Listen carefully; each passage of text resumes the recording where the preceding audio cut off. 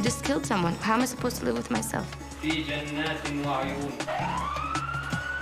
The Israelis will be happy if they feel that we are suffering. I took one look down that staircase, 2 girls covered with blood. If we're not here, Palestinians will be right here. Really, there is no room for 2 states. It's a very tiny place. They're lying. They want a state instead of Israel. What they want is revenge. They believe violence pays. Let him go to hell. I've brought my children to the most unstable region on the planet. We can live together. No one can dismantle Hamas. I don't want to become a grandfather still under occupation. I'm not going anywhere. The difference is the price both sides are going to pay.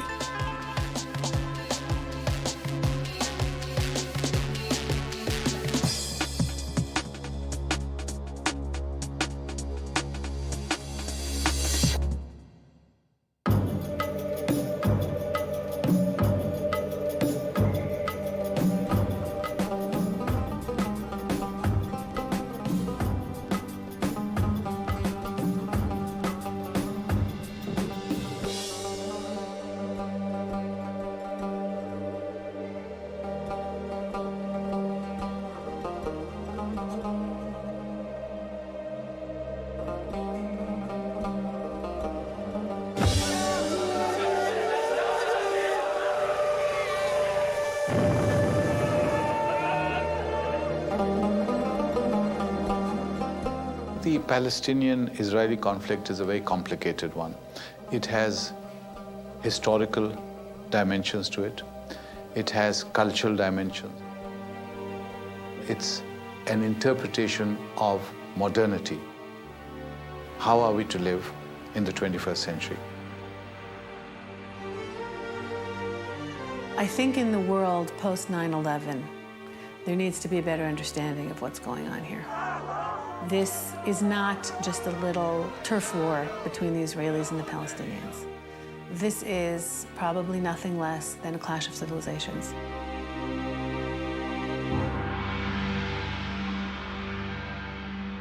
The Palestinian issue is not a Palestinian one only.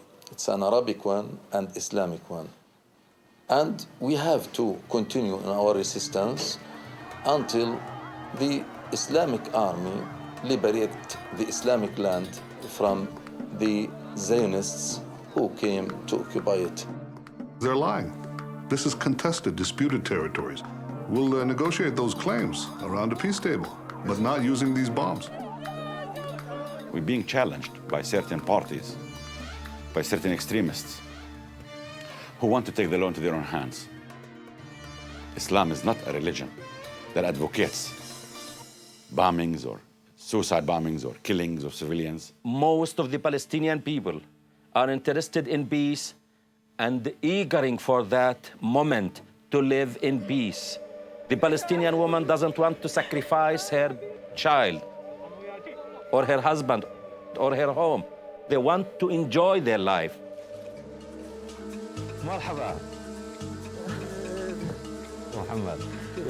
This clinic, I have started it to help the people there, the needy patients from the camp and even the surrounding area.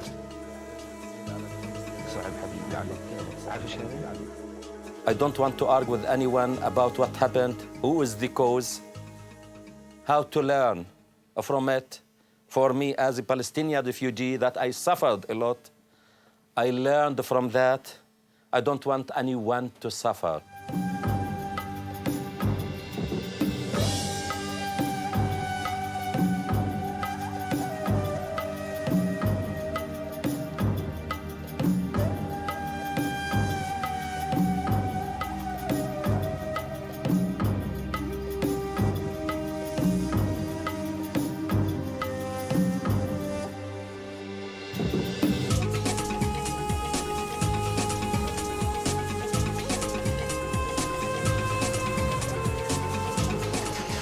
People would be very surprised that in Jerusalem We have problems with our cars. We have, daily scheduling issues. We have tax problems. Not everything is the situation.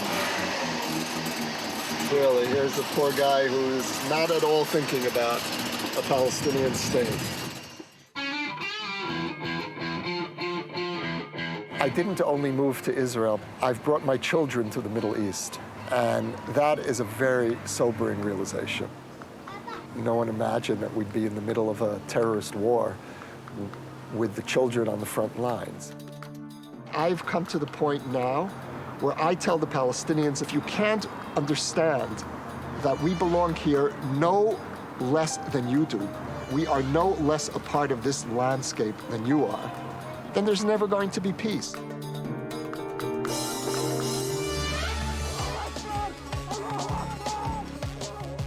It's very hard for soldiers.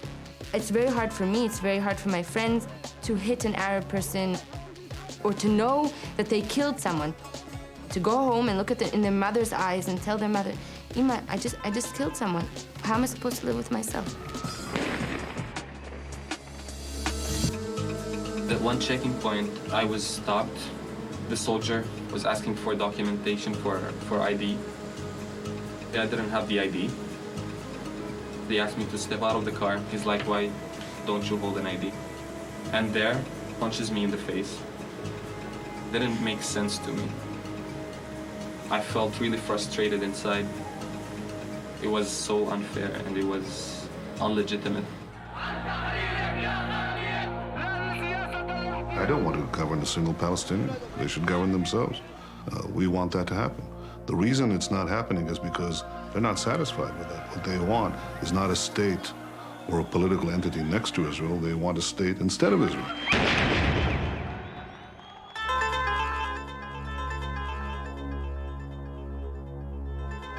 That morning, there was an alert of a terrorist running around in town.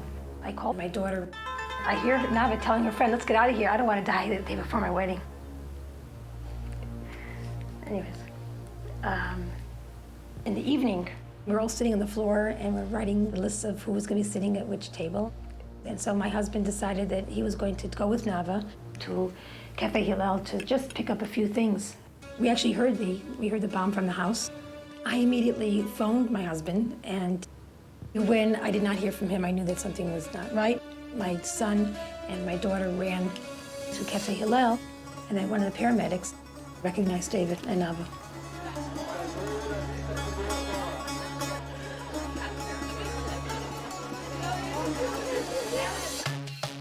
Suicidal attacks have been an important factor in bringing the Palestinian people confidence that they are strong, that they are not going to disappear, they are not defeated. We have witnessed the rise of extremism on both sides. Whether we're talking about Israeli society or Palestinian society, those that would still today wish to pursue peace have been marginalized. The only solution which will be accepted is the solution which will put an end for our tragedy. I want to return home. I'm still looking for that day. It's a hope for me. Without that, I believe I will continue my struggle. The Palestinian peace camp today is a shattered peace camp. To be honest with you also, the Israeli peace camp is a shattered peace camp. How many lives, how many Palestinians and Israelis must die?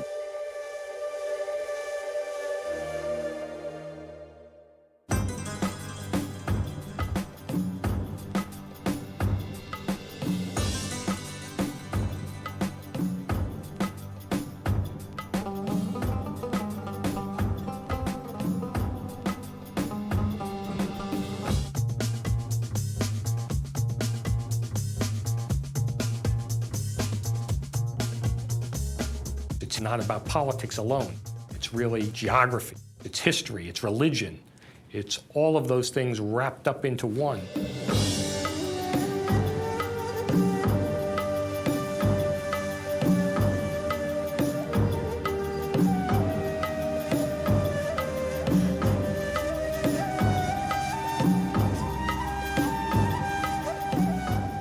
Jews have actually lived in this particular part of the world uninterruptedly for about 2,000 years. Well, there was the kingdom of David and Solomon. Abraham walked this land. You put a spade into the ground in any archaeological dig for thousands of years, you come up with Hebrew.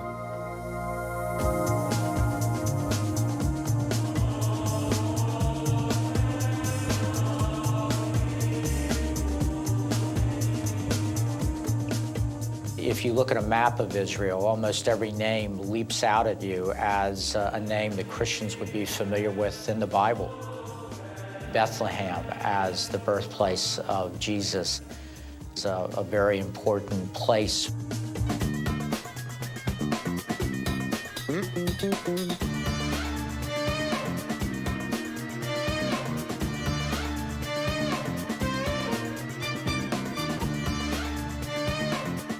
When Islam expands from the Arabian Peninsula and really explodes into what is now the Middle East, it attracts people because it's bringing a new way of life. It is bringing respect for knowledge, respect for other peoples, other tribes, other cultures. When we speak of Jerusalem, we speak of Palestine. And when we speak of Palestine, we speak of Jerusalem. It is the same. And therefore we say that this land should be governed by a Muslim. According to Islamic teachings, any land which has once been part of Islam must remain so. And if for any reason it falls into infidel hands, it must be recovered for Islam.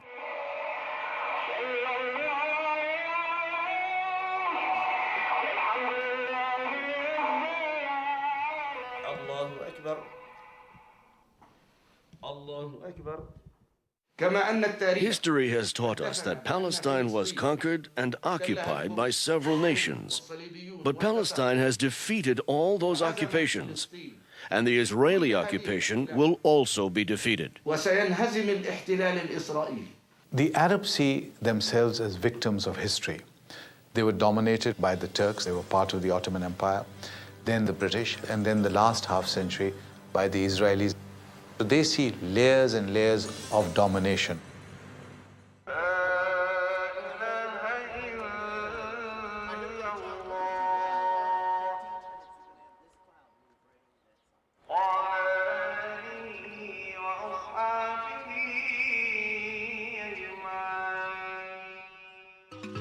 Palestine was just a region, much like we'd consider the Mojave Desert a region of the United States. The first time that term is used in history is around 70 AD, when the Romans decided to call that area of the world Palestine. It didn't have a distinct culture, it didn't have a distinct language. There was no thought, really, of a need to create a separate state of Palestine by anybody until the issue of Israel emerged. The confrontation between the Arabs and the Jews started only with the Zionist movement and with the immigration of the Jews from Europe and other countries to this area. For us, they were foreigners. They were totally different than the Jews who were living here for centuries.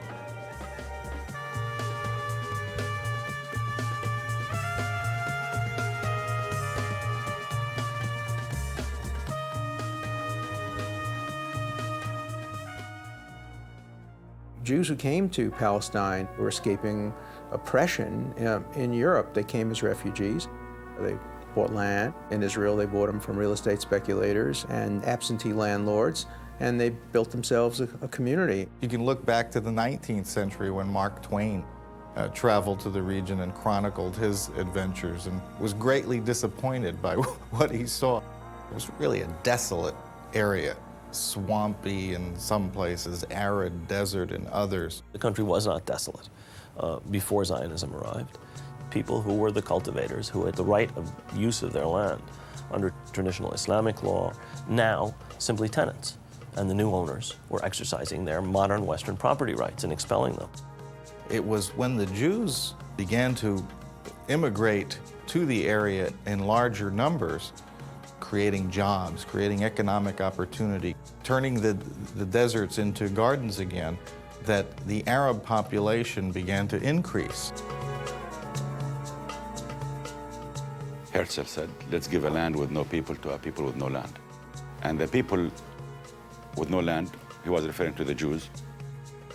And the land with no people, he was referring to Palestine. They denied the existence of my grandfathers and great-grandfathers.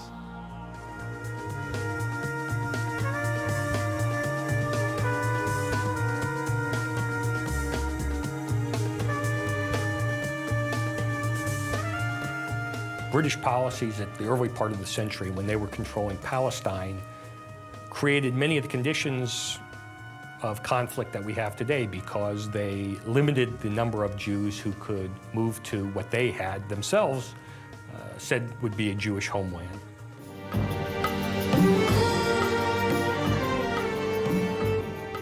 One of the worst periods in Jewish history was, of course, in the 1930s, when the rise of Nazi power was on the horizon and Jewish lives were threatened. And the British Empire at the time limited Jewish immigration into Palestine. And this made it impossible for Jews to escape from Europe during the time of the Nazi occupation. Hundreds of thousands, maybe millions of Jews were condemned to death by Britain's refusal to allow Jews to enter Palestine. There were Jews who engaged in acts of violence prior to the creation of the State of Israel. These were the exceptions, not the rule. After a bomb explosion on the British headquarters at Jerusalem, one entire corner of the King David Hotel was razed to the ground. They were routinely condemned and, in fact, turned in to the British authorities by the Jewish establishment authorities. While certain kinds of terrorism, which were used by extreme groups, were looked upon with horror by everybody in the Zionist movement, other forms were a vital tool.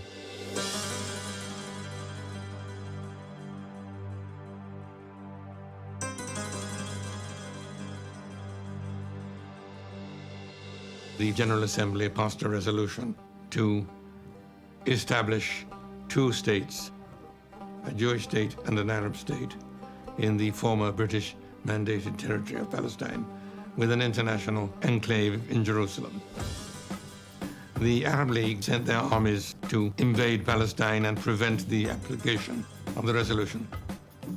We did not accept the partition plan because we thought that it's unfair to take our country and give it to foreigners coming from Europe. From the Arab side, you had this hatred for Israel, and then you had from the Israeli side the determination and the feeling that we are under siege, that here's this tiny state surrounded by hundreds of millions of Arabs determined to remove it from the map.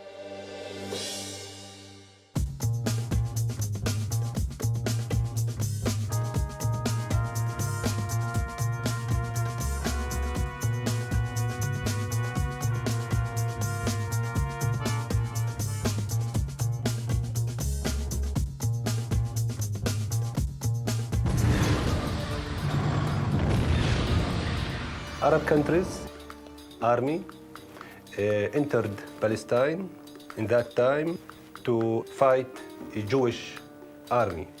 Arab's army told Palestinian people, you have to go outside of your village for a few days because we will fight and we will win the war and you will come back. Yeah. But the truth was not like this. No sane human being with children stays where shells are falling if they have a safe place to go. People flee out of necessity. But parts of Palestine were cleared of Arabs by a military operation.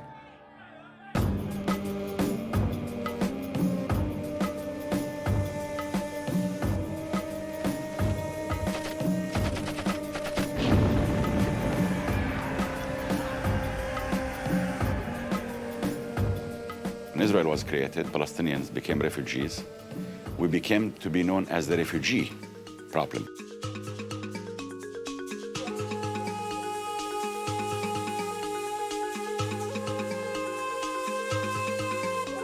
I was born, raised, and still living in the Jabalia refugee camp of the Gaza Strip. It was very difficult childhood. I was grown in the teeming poverty and deprivation as most of the Palestinian refugees.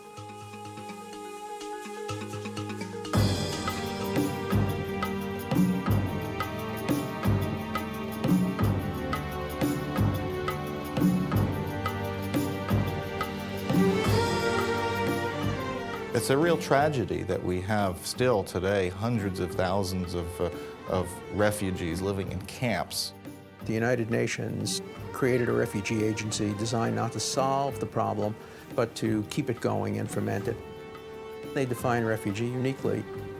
You are a Palestinian refugee from Israel if you lived in what is now Israel for 2 years, 24 months, even if you just went there to work. This refugee crisis has been perpetuated by the Arab countries, which have not sought to bring these people into their countries. They have systematically kept the Palestinian refugees in camps because it serves their purposes, to fan these flames of hatred with Israel. The Arab governments, they are a big liar.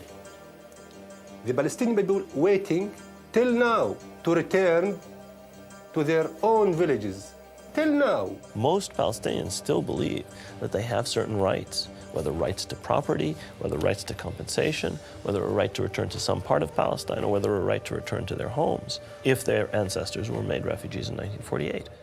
You cannot allow 4 million people who have the weakest claim of refugee status suddenly to flood Israel and to demographically turn it into yet another Palestinian state.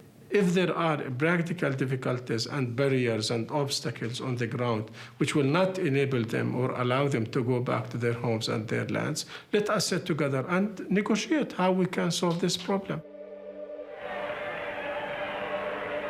The other side of the refugee crisis that was never told to the Western world is the fact that more Jews left Arab countries because of persecution than Arabs left Israel in 1948 and thereafter. Practically the entire Jewish population of the Arab world has fled since the creation of Israel. The Jews who fled or were driven from Arab countries and went to Israel were all resettled, whereas the Palestine refugees were preserved in camps from then till now.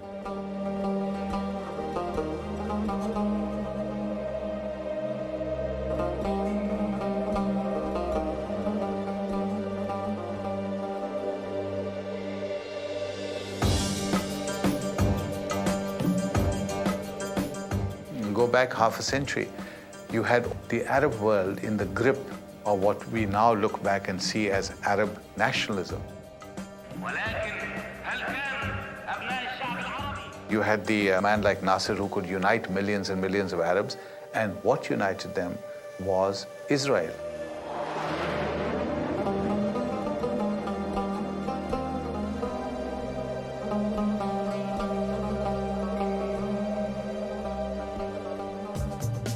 The period leading up to the Six-Day War, Israel faced an existential threat. The Egyptians placed 100,000 soldiers, 1,000 battle tanks, 500 frontline Soviet-made jets in Sinai, in Gaza, and expressed their open intention to use this army to destroy the State of Israel. Jordan's armored forces were massed in the West Bank and about to take over the narrow portions of Israel near the Mediterranean. The Syrian army began massing on the Golan Heights, and all of these, there was a tremendous frenzy in the Arab world, mass demonstrations, people clamoring for Israel's destruction. There was no doubt in anybody's mind in Israel that this would happen unless Israel struck first.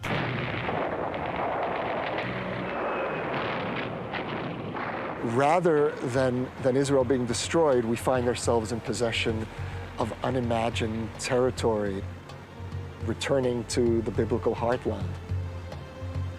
What we felt then was really a sense of the miraculous.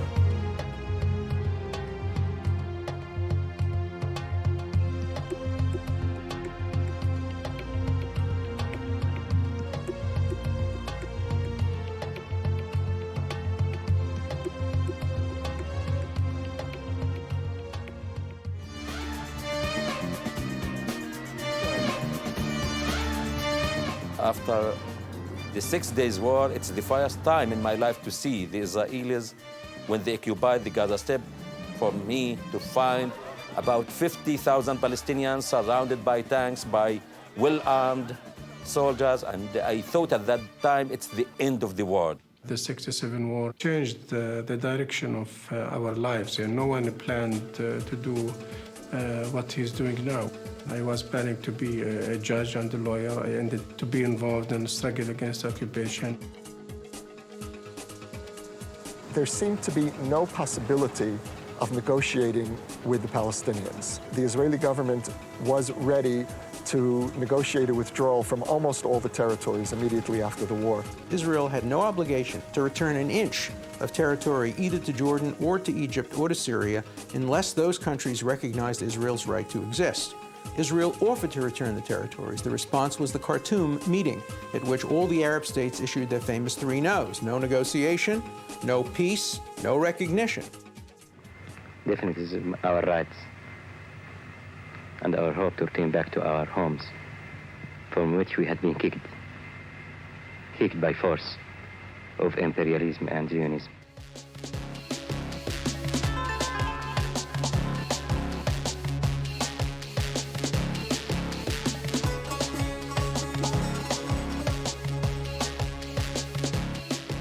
I was one of the loyal and faithful Palestinian fighters. And for me, fighting never was an end, it was a mean. The target for me was not to kill people or to cause suffering. The target was once to live in peace, and peace you make with enemies.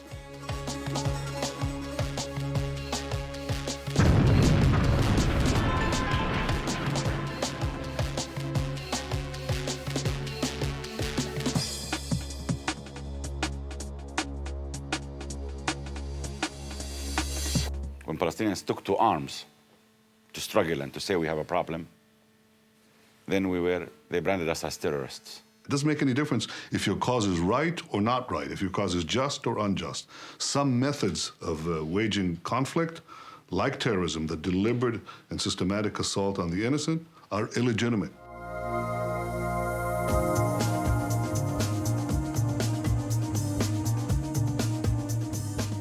The whole premise of the State of Israel was that things would be different, that we could take life into our own hands and we could grasp our history and control it. And there's something very, very depressing about the thought that we failed, that we're just another round of Jews being attacked.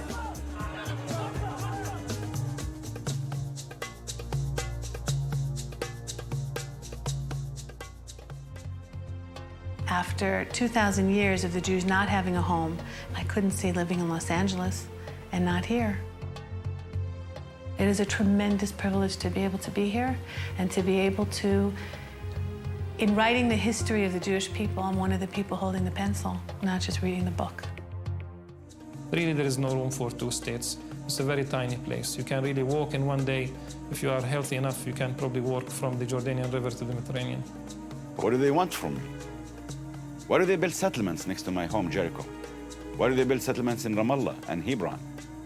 Israel, at its narrowest point, opposite the West Bank, is 8 miles across. And these are the 8 miles that contain Israel's population centers, its industrial concentrations, are all within this 8-mile, very, very narrow waist. So anybody sitting up here can fire down onto that plain. Why live here and not in Tel Aviv?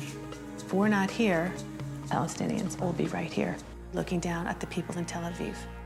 The settlement enterprise has convinced many Palestinians that Israel has no intention of ever leaving the West Bank, that it intends permanent control of these areas. Do some settlements obstruct the possibility of the creation of a contiguous Palestinian state in the future? They would if the settlements were there permanently. Israel gave up a territory that was 3 times the state of Israel in order to achieve peace with Egypt, the largest and most powerful Arab country.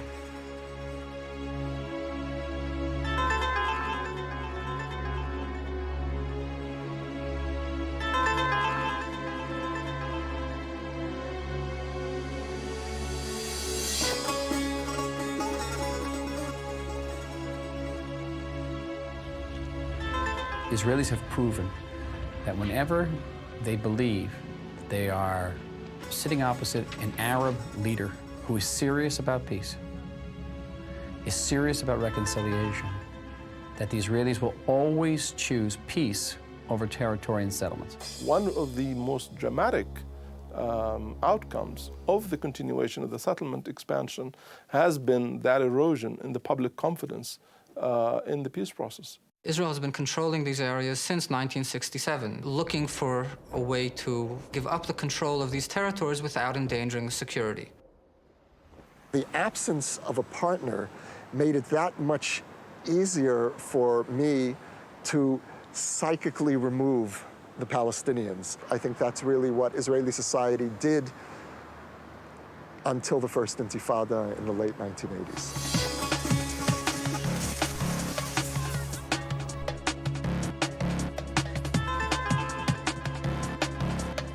The Intifada came as a message that we will not accept occupation. We will continue asking for our freedom and liberty.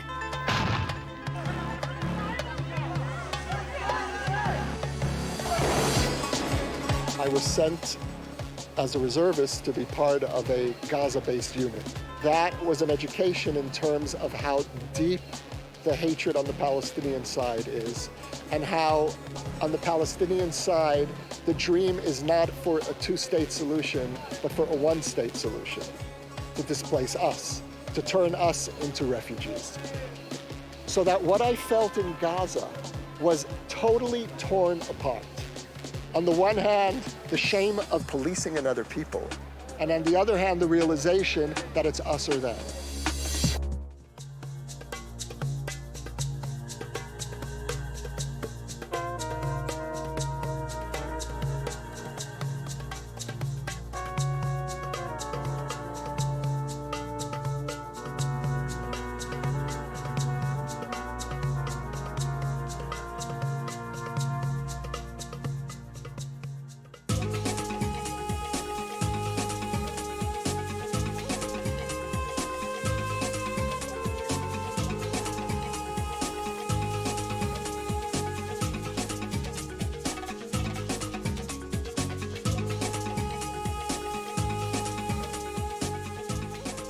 If you look back on that moment, if you will, the high water mark of Israeli-Palestinian accommodation, that handshake that Rabin offered Arafat on September 13, 1993, it looked like this conflict has run its course, that Zionism had accepted Palestinian nationalism and the inevitability of statehood.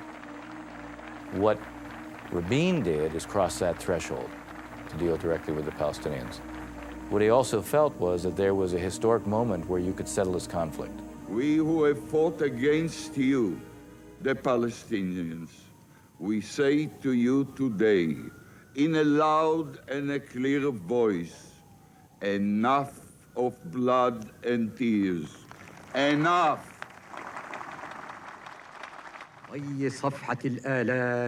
My people are hoping that this agreement, which we are signing today, will usher in an age of peace, coexistence, and equal rights.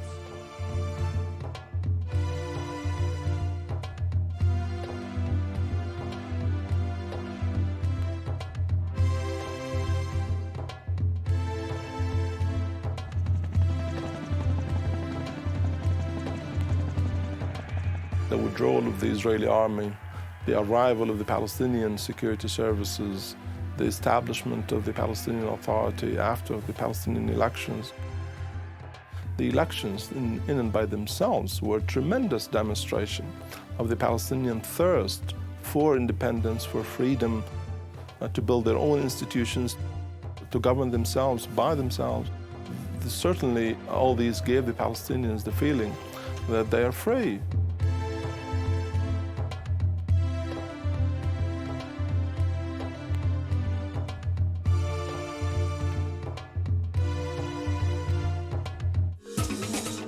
There was a tremendous sense of relief. Let them run their own country and there won't be any more trouble. I don't want to be there. They don't want me there. Great. It sounds like a wonderful idea. If you had observed Israeli-Palestinian politics after Oslo, you would have thought, well, this conflict has already been resolved.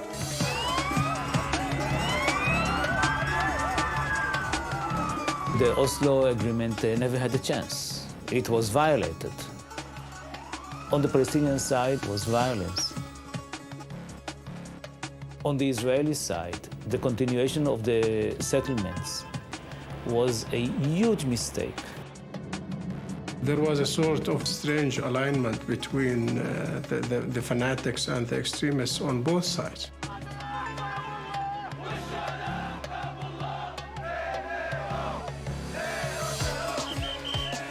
I was one of the very strong settlement voices in favor. I believe now, too, in a Palestinian state. But then quickly I realized that although the Palestinians were talking about land for peace, as we made concession after concession, it became land for terror. The Quran clearly indicates that all the governors of this land should be Muslim. And anything other than that is a violation of what is said in the Quran. There is a hardcore of people who have a very strong militant ideology, who believe that to be a real Muslim, there must be an Islamic State. Some of them believe that this struggle should be to achieve the Islamic State in all Palestine. They believe that Palestine is a religious property of all the Muslims in all over the world.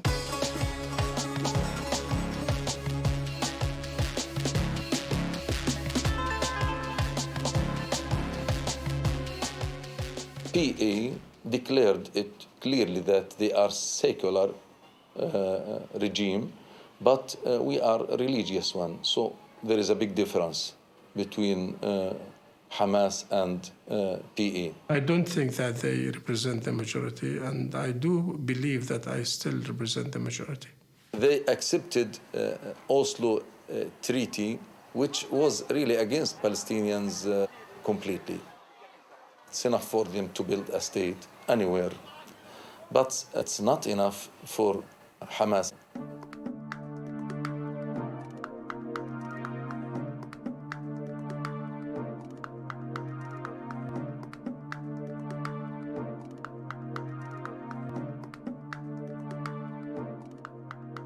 Every one of our concessions was seen as an act of weakness. And the more we gave, the more horrific were the terrorist attacks against us.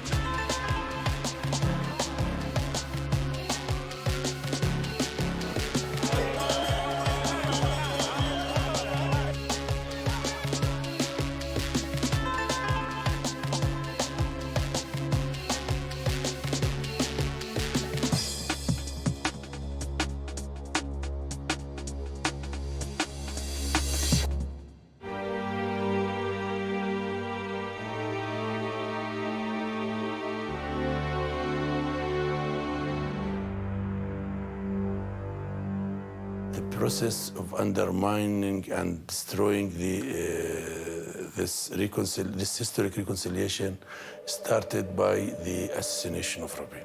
Israelis lost faith in the ability to get over the difficulties and to go for peace. On the other hand, the Palestinians were very surprised by the fact that this strong man was assassinated by his own people. I replaced Rabin, as you know, and I did things which were very controversial in the eyes of the Israelis and very important in the eyes of the Palestinians. I handed over 460 villages to the Palestinians, 6 cities. All of a sudden, they started to explore bombs in Jerusalem, in Tel Aviv, and in Ashkelon. Arafat, are you crazy? When the Oslo Accord were signed, Palestinians in the streets of Ramallah and the streets of Jericho and the streets of Gaza said goodbye to Israeli soldiers who were leaving, because they believed that we can achieve peace through negotiations. 10 years after Oslo, Palestinians are still telling us now, where is the peace you promised us? As a result of the Oslo agreements, which Israel implemented in good faith in the 1990s, the Palestinians were not under military occupation. Those who are using this argument of occupation to justify violence are simply trying to find an excuse for murderous terrorism against Israeli civilians. It's either two winners or two losers. And the only way to be winners is going to be through a meaningful peace process.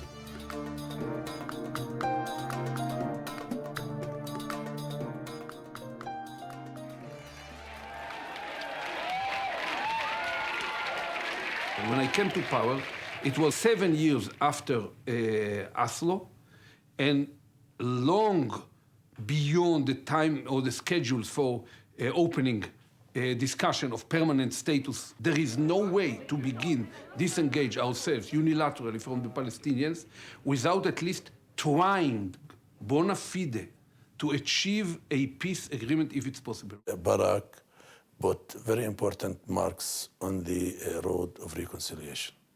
Barak tried to renew the channels for both peoples, to renew the hope. Both leaders feel the weight of history, but both, I believe, recognize this as a moment in history which they can seize. The road to peace, as always, is a two-way street.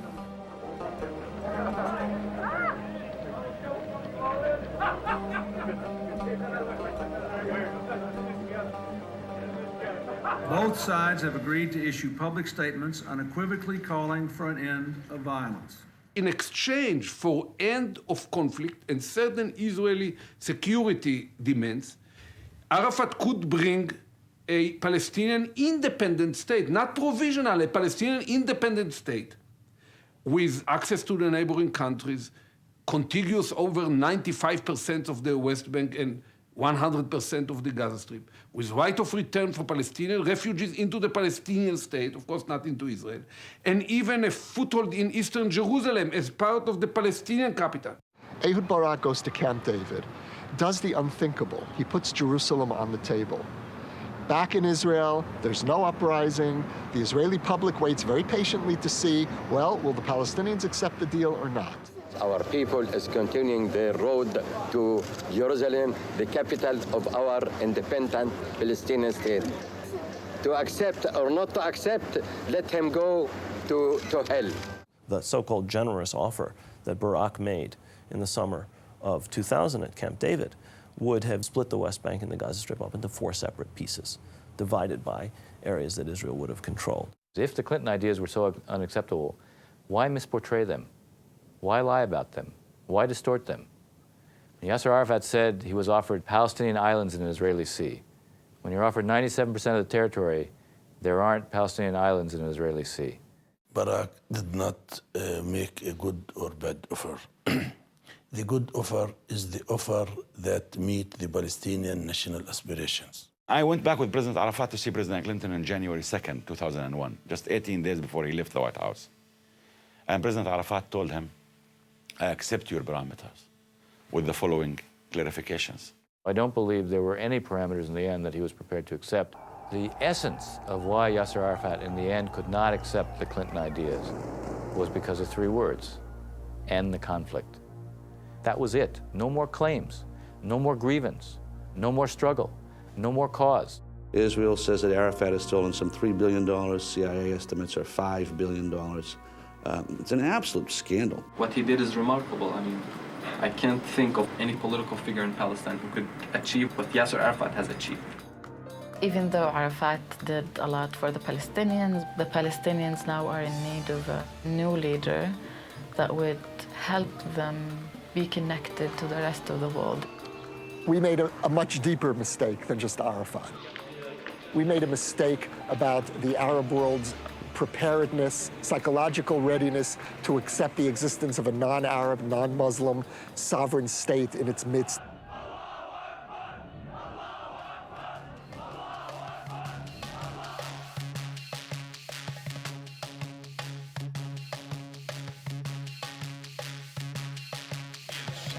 I came here to the holiest place of the Jewish people. I believe that we can live together with the Palestinians. I remember President Arafat begging Barak not to allow Sharon to go to Temple Mount, to the Haram al-Sharif.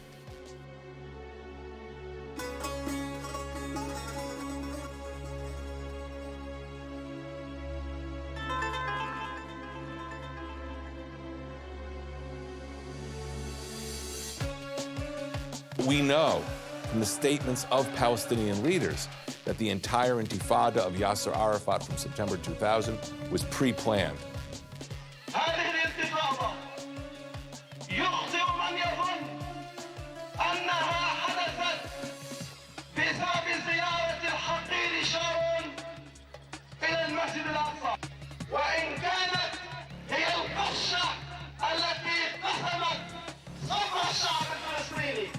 These two intifadas took place under different circumstances. The first intifada took place when Israel was occupying the Palestinian territories. The second intifada took place when the Palestinian Authority was in control of most of the West Bank and Gaza. Militarizing the intifada was a big mistake. The whole series of terror attacks against Israeli civilians inside Israel was a big mistake. Why did the peace process break down from time to time? It broke down when there was a real danger that peace might break out. I mean, asking Arafat to give up terrorism is like asking Tiger Woods to give up golf.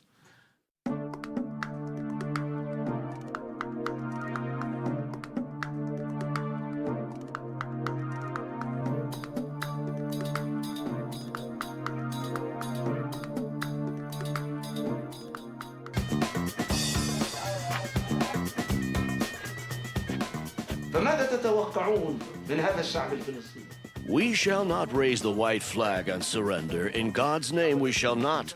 We cannot accept the Israeli occupation. We shall fight Israel until the last Palestinian.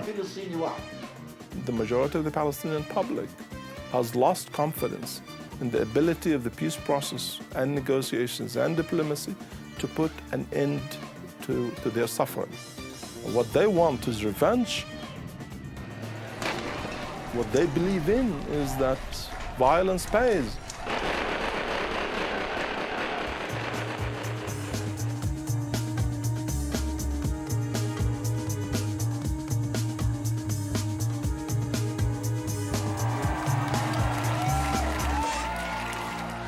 הממשלה שאקים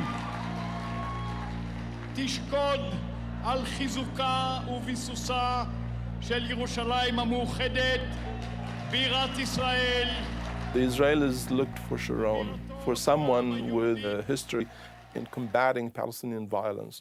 Someone like Sharon, who was unelectable until that point, became all of a sudden the darling of the Israeli public. The decision of Ariel Sharon, immediately after his election in 2001, not to negotiate as long as there is terrorism, gave terrorism a veto power over negotiations. Every day, more families are bereaved. These are the grieving relatives of the latest victims of the hatred driving this conflict. Kobe and his friend Yosef Ishran, who were 13 years old, left our house at 7:30 in the morning, and instead of going to school, went into a nearby canyon. Israeli police say the killings happened following a chance encounter with Palestinians. We waited up all night. We thought Kobe would come home. They were trapped by a group of Palestinian terrorists in a small cave and beaten to death with bowling ball-sized rocks. They were unidentifiable except by their dental records. We have been pushed towards a human catastrophe. And this human catastrophe is not happening because we were hit by floods or earthquake. It's a human-made catastrophe. The Israeli government-made catastrophe.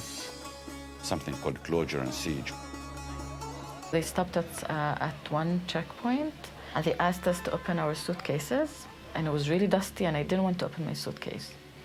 And of course, what power did I have with 5 Israeli soldiers with guns? Every time I go home, it takes me a whole day to get to my house instead of a couple of hours. And that's why I wonder, and I'm shocked when people wonder why. Why are Palestinians angry? Why are they mad? If you're at a checkpoint, we're setting up a checkpoint not because we enjoy having checkpoints, but because the people coming through that checkpoints may be carrying bombs that will find their way onto Israeli buses, into Israeli restaurants, into Israeli schools. Every minute, there's a moral dilemma.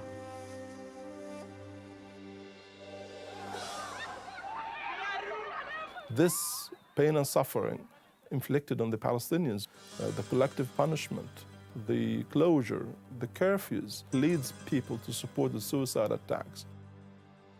Saying because there are checkpoints, because there are inconveniences, because there are denial of work permits, we're entitled to murder in cold blood children. This is the lowest of the low in terms of morality. Tragedy is so many people have accepted it. It was assumed that just as the nationalist forces in Algeria or in Egypt were fighting against Islamic fundamentalists, so too Yasser Arafat, leading the Fatah movement and its elements in the PLO, would fight against Hamas and Islamic Jihad.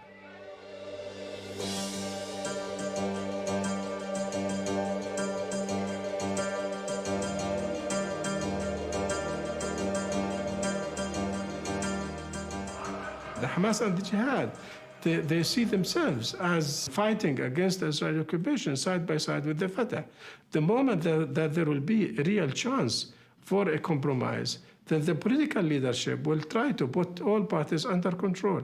As long as there is no chance, there is no hope. So why should you fight against your own people? Believe me, no one can dismantle Hamas. So when they call PA to dismantle Hamas, they just put an obstacle in front of peace process because they are refusing really peace.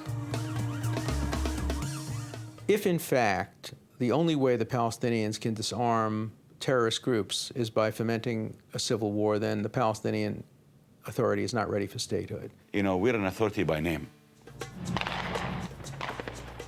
Sharon destroyed our ability. Sharon destroyed our command centers, our communication center, our police stations, our prisons. The Fatah movement colluded with Hamas and Islamic Jihad, didn't fight them, allowed them to grow, permitted suicide bombings against the State of Israel, and ultimately joined their war against Israel when Arafat initiated the Second Intifada in September of 2000. ערפאת בוחר לקנות קטיושות ארוכות טווח במקום להקנות חינוך לילדים. ערפאת בוחר לרכוש מרגמות במקום להשקיע את הכסף ביצירת מקומות עבודה.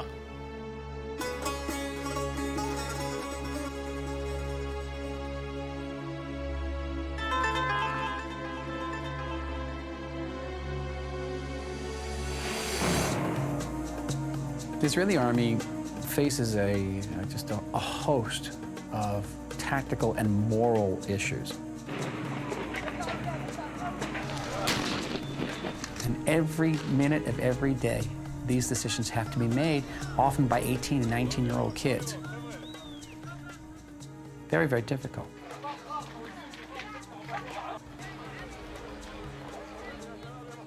I would not say that Israel is trying to kill civilians, but I would say that Israel is using means that necessarily, inevitably must kill and wound and maim huge numbers of civilians, indiscriminately.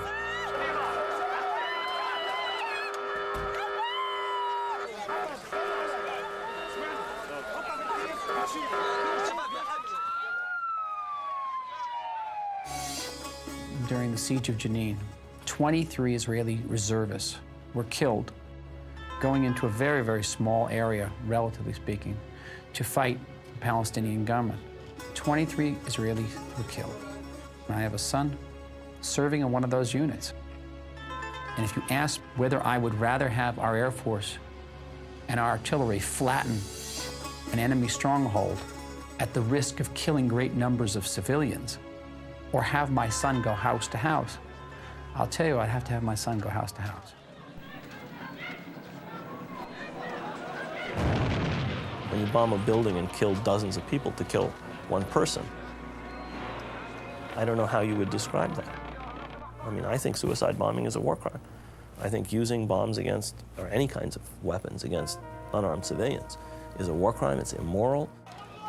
But I think that the use of Apache attack helicopters and rockets against civilian cars in crowded city streets is a war crime.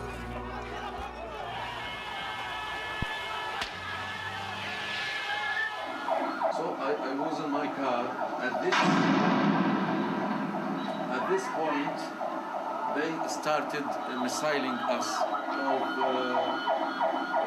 my bodyguards with me. All of us wounded. The Israelis will target every Palestinian. We are ready to give our blood, but we are not ready to give our dignity.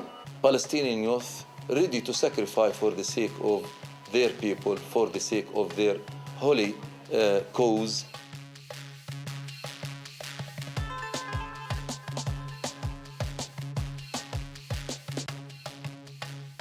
We got ready for the Passover Seder. We got upstairs. We sat down. The table was set with all of the traditional foods and with the wine. When all of a sudden, there was this rolling, rumbling sound. And then all of a sudden, the rumbling sound turned into this huge noise, this blast, and all of the windows broke. But I'll never forget that sound as long as I live, because that sound was a statement. It means, I hate you, I want you dead. It means I want to kill you. This is not something you can interpret any other way.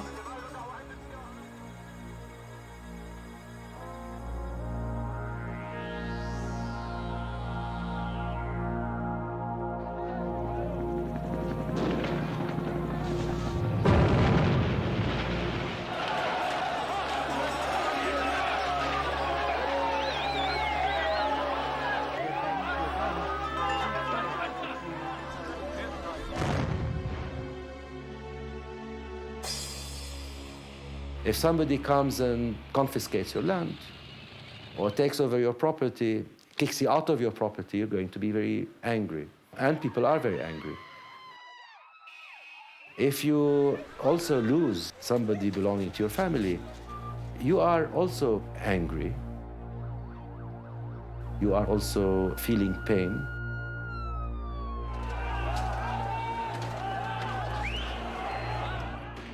Nizar, he went with his friend to demonstrate when Sharon entered to the Aqsa, and the Israeli soldier killed him in cold blood. Nizar, he just a student. He's far from all the politics. You have cases in which families were torn apart. A father was killed or a brother was killed. Look at the motivations, a sense of retaliation and revenge that make them reach this point to commit suicide and blow up a bus in Jerusalem or blow up a restaurant in Haifa. Most of these people have got less than nothing to live for. Most people think that Palestinians, out of a sense of deprivation or a sense of anger and rage, decide spontaneously to strap dynamite to themselves, walk into a crowded Israeli restaurant and kill dozens of civilians. But terrorism is not just a spontaneous act. It requires a vast infrastructure to support it. It requires someone to purchase and to acquire the weaponry, the explosive materials. Most importantly, it requires brainwashing young people with religious indoctrination for them to believe that by taking their lives, they will better their spiritual condition.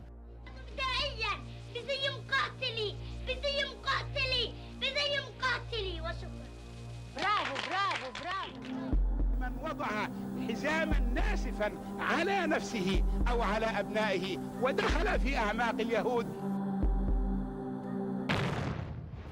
With all these circumstances, people tend to be angry.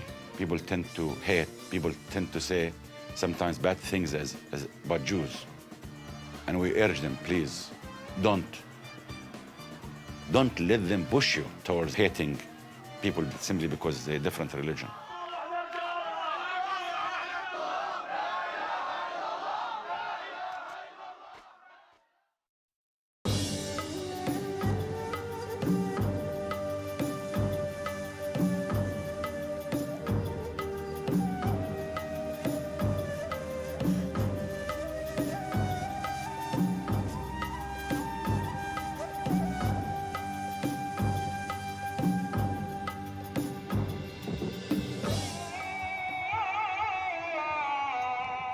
One needs to explain this as part of a larger conflict. We are dealing with a whole world of Islam, an enormously wide range of different traditions. We happen to be confronting a particularly nasty one at the present time, the Wahhabi version of Islam.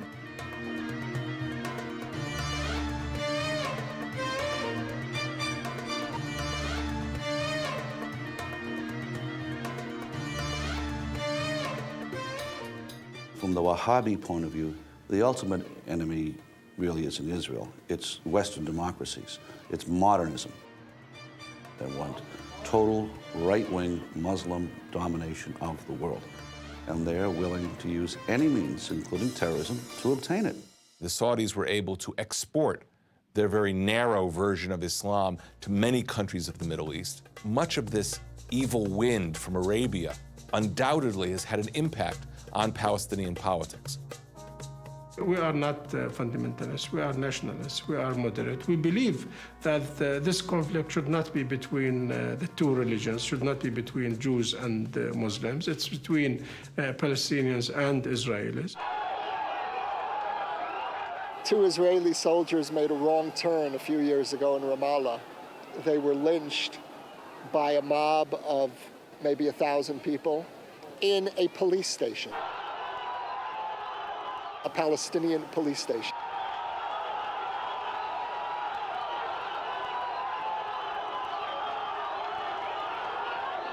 I was looking at the faces in this crowd. These weren't bloodthirsty Islamic fanatics.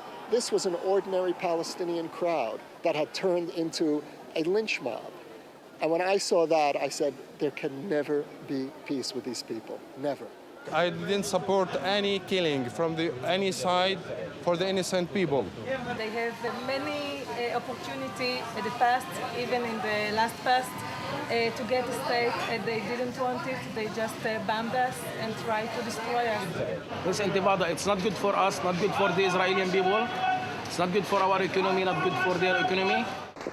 Most Israelis and Palestinians accept a two-state solution. The problem is that the requisite will and the kind of leadership necessary to bring about that kind of solution is absent on the Palestinian side, and that the leadership of Israel is not in any way committed to this solution. Sooner or later, we will have a package deal with the Israelis. We will have it this year or after 10 years.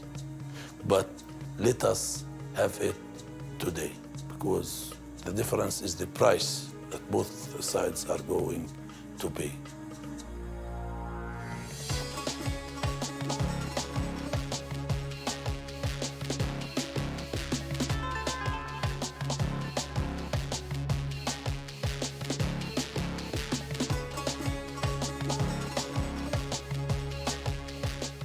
Nobody is talking about coexistence anymore. At best, they're talking about a separation. Building a physical wall in the region is not going to stop the conflict. It's not going to stop the suicide bombers. It's not going to stop violence. It's not going to stop aggression. The security wall is a big mistake. In the 21st century, we should be destroying fences, not building them.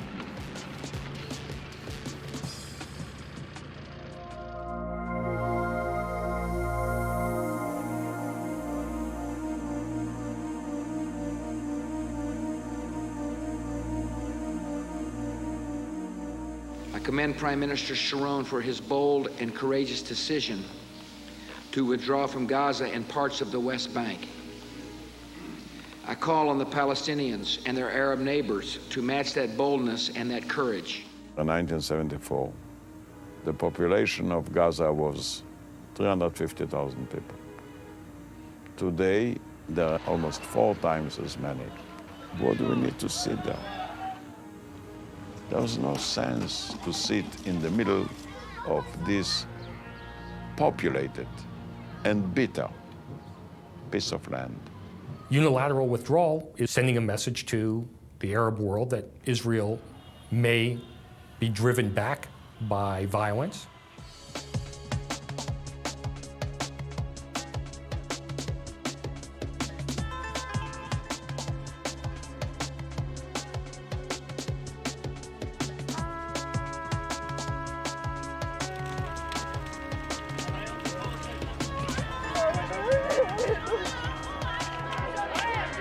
Israeli troops today have pushed aside burning barriers to remove most of the remaining hardline settlers who've so far refused to leave the Gaza Strip.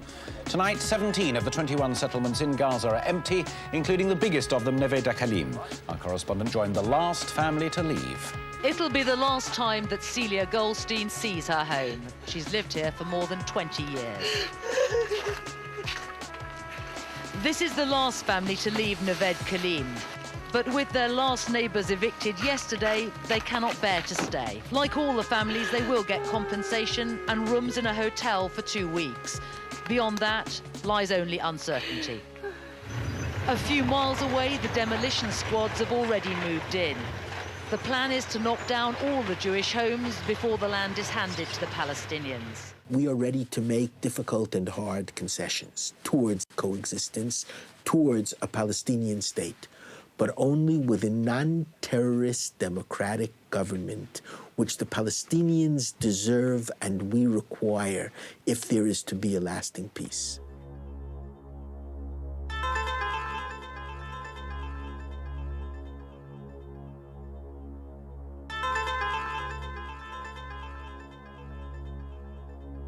Withdrawing from the Gaza Strip, the West Bank, including East Jerusalem, would simply be a first step.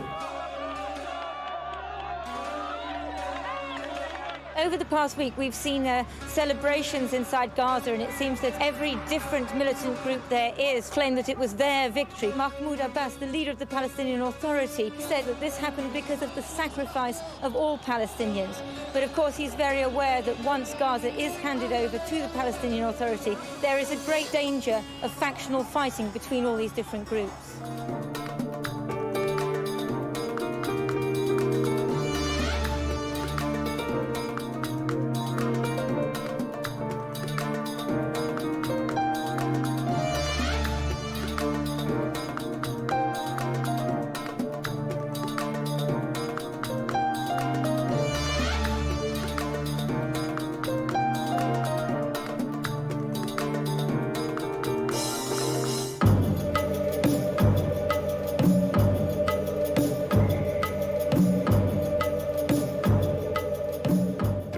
At this darkest hours of Palestinians and Israelis, I can tell you that the majority of Palestinians and Israelis want nothing more than the revival of hope in their minds, that peace is doable. Israelis would have better perceptions of who Palestinians are if they meet them on a personal level, and the same for Palestinians. Palestinians would have better pictures of Israelis if they meet them in person and they see that there are some Israelis that exist that are not soldiers with uniforms and guns.